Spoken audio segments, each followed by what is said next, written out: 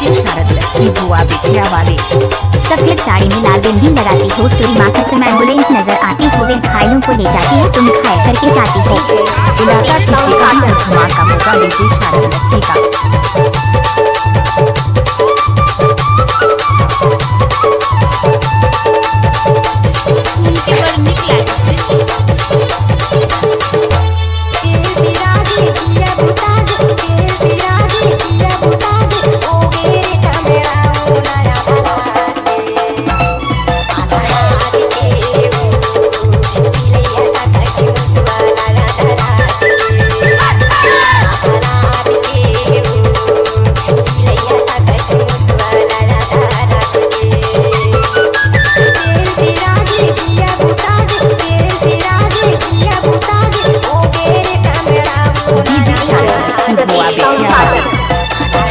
आप सुन रहे हैं डीजे शारद लक्ष्मी का मिक्स किया हुआ गाना।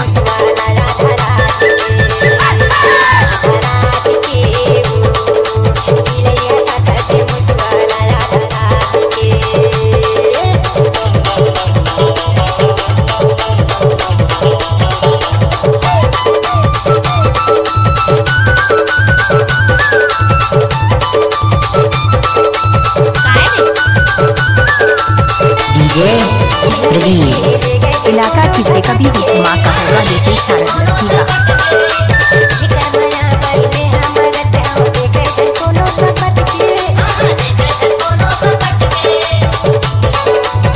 आप सुन रहे हैं डीजे शारद लक्ष्मी का मिक्स किया हुआ गाना।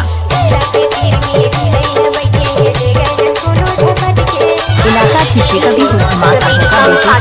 लक्ष्मी का। इलाका किसी का भी धमाका होगा डीजे शारद लक्ष्मी का।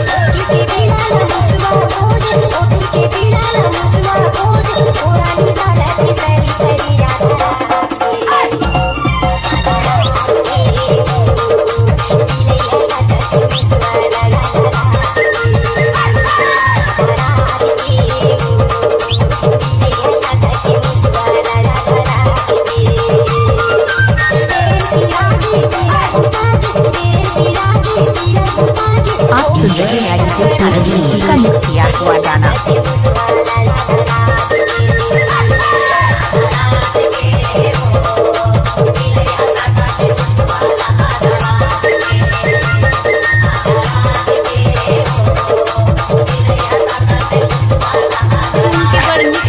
इलाका किसी का भी हुक्म होगा डीजे शाहरुख का।